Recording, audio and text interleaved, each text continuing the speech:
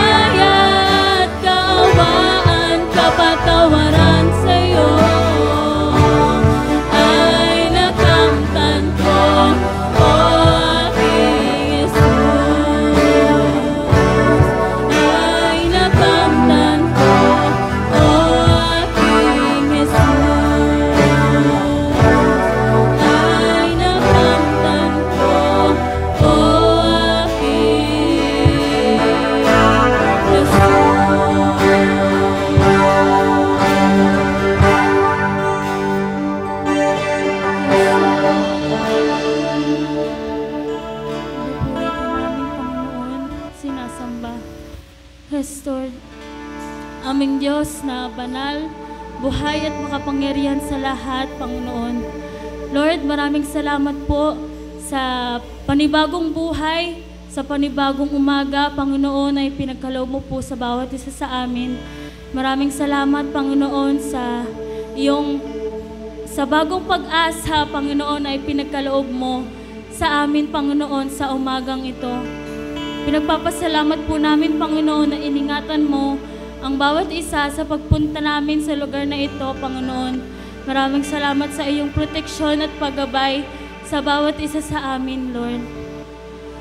Lord, sa pag-uumpisa po, Panginoon, ng aming gawain sa umagang ito, hinihiling po namin, Panginoon, ang kalinisan sa aming mga puso at sa aming mga isip, Panginoon, sa mga kasalanan at karumihan, Panginoon, na nandirito, Panginoon, ay hinihiling namin na ikaw ang magbigay ng kalinisan at ikaw ang magbigay ng kapatawaran, Panginoon, sa mga kasalanan at karumihan na meron sa aming puso at sa aming isip sa umagang ito.